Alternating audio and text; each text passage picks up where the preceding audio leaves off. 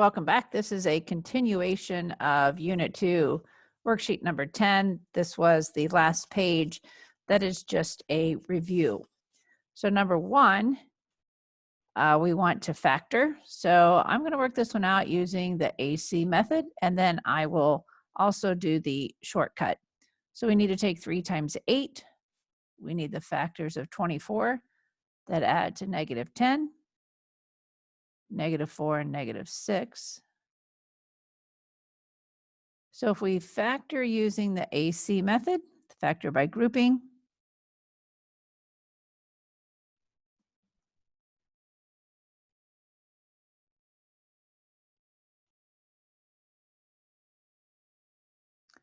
I will group the first pair, attach the negative to the 6, take out the greatest common factor,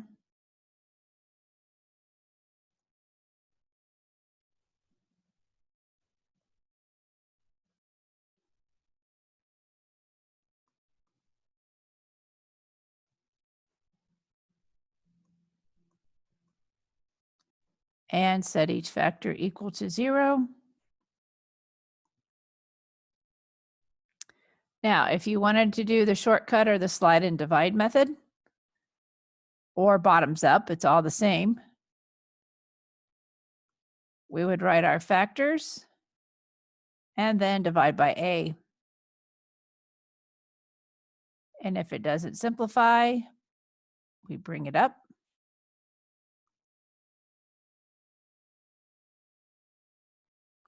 Set each factor equal to 0. And we get the same answer. All right, well, I have my calculator here. I can show you how you check this on your calculator. I like to use the store feature. So I will go to store X and press enter. Type in the equation.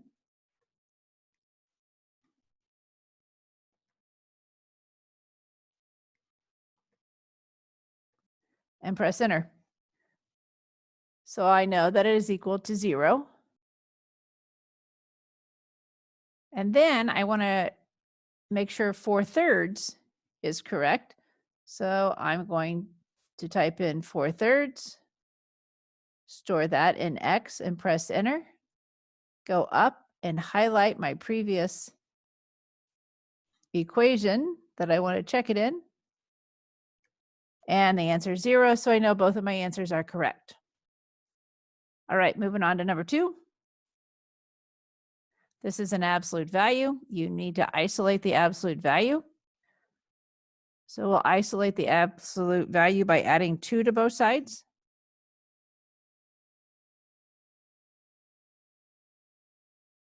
That looks kind of funny, so let me fix that. Now we can split this absolute value up into 2 equations because we know what's inside can equal 8, but we also know that 6x plus 2 can equal negative 8. Solve each of these equations for x.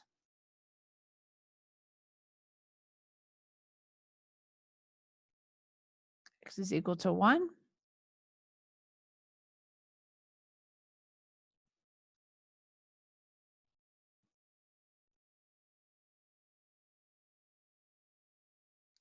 And simplify, and those are our 2 answers. Number 3, we have an absolute value. It's isolated. Just happens to be a fraction. That's okay. So we'll take the absolute value signs off. Solve as is. Take the absolute value signs off. And take the opposite. I'm going to multiply both sides by 4.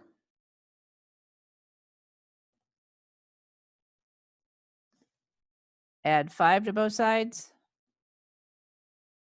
And divide by 7.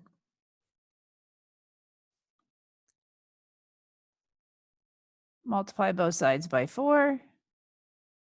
Add 5 to both sides. And divide by 7. There we have our 2 answers. Number 4 is an absolute value inequality. But first, we must isolate the absolute value. So let's subtract 3 from both sides.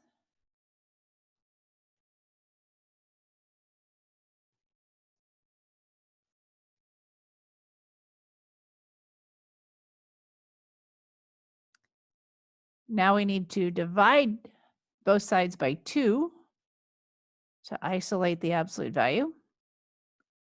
So we have the absolute value of x plus 5 is greater than or equal to 4. So because this is an inequality, the absolute value is greater. It's going to be an or statement.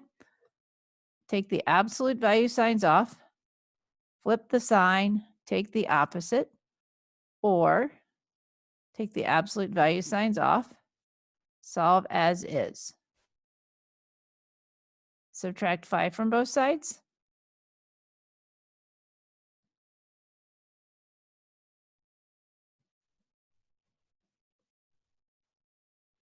And it doesn't say to write our answer in interval notation, but I think we know that that's what we're supposed to do. So we're going to go from negative infinity to -9. Then there's a gap. And then we start back up from -1 to infinity.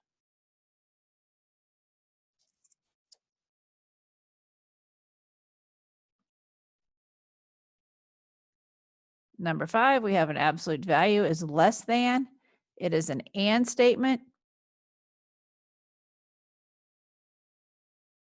I'm going to write this as a 3-part inequality because an and is in between. Subtract 6 from each section.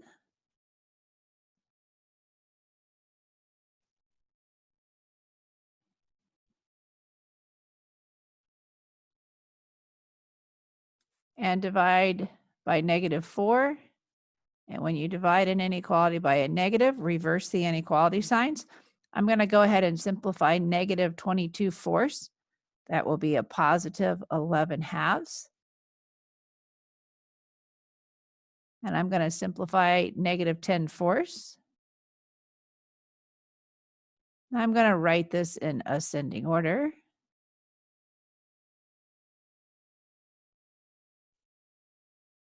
And then if I need to write this as an interval, it's from -5/2 to 11/2.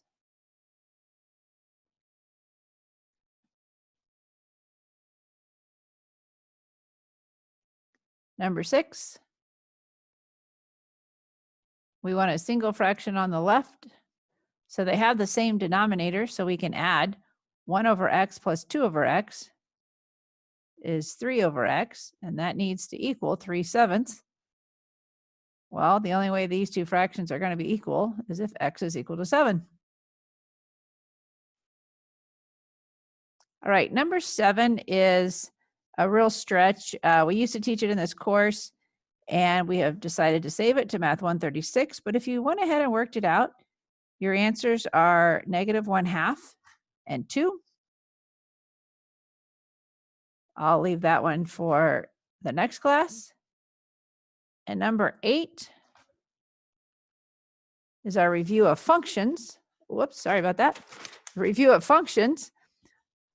So we want to find g of 3. So that means substitute in 3 for x.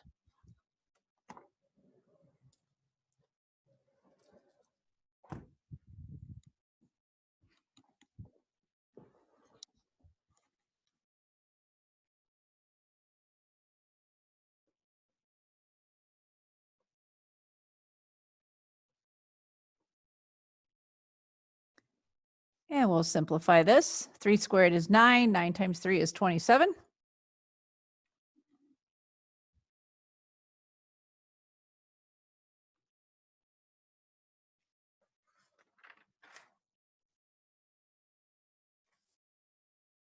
And this simplifies to 26. G of -2 Whenever you substitute in a number for a variable with an exponent, be sure to use parentheses. -2 times -2 is +4.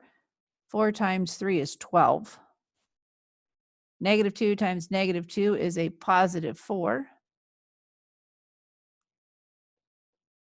12 plus 4 plus 5 is 21. All right, I'll show you a couple things on the calculator again. You have a couple of ways you can check this. Of course, we can go 3 store x, type in what we want to substitute 3 in for. So let's go 3x squared minus 2x plus 5. Press enter, it tells me 26. Now I want to store -2 in for x, and then I will go highlight, press enter.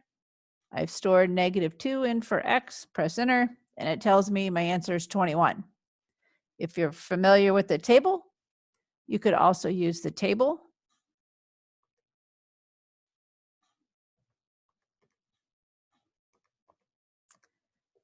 You have a couple choices here.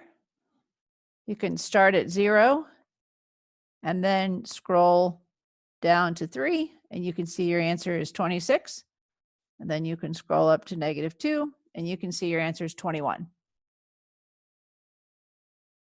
However, your calculator is not going to help you very much with g of a plus 1. And this is the one we really need you to understand. So let's work on this one. So if we want to find g of a plus 1, that means wherever there is an x, you're going to substitute in a plus 1.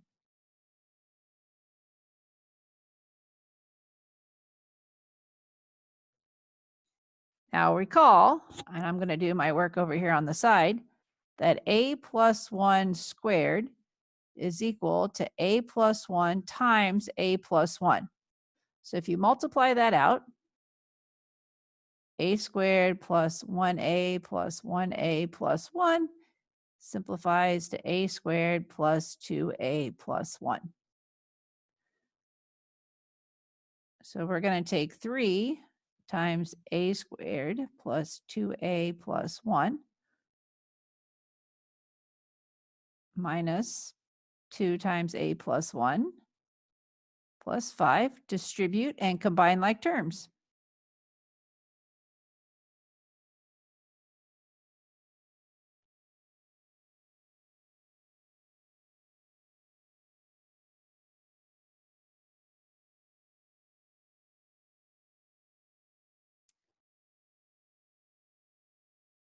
Oh, I'm so sorry.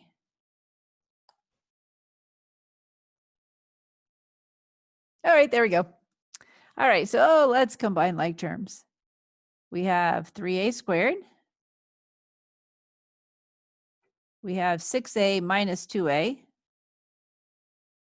So that is 4a, and 3 minus 2 plus 5 is a positive 6. And there we have it. We're all finished. Have a great day. Bye.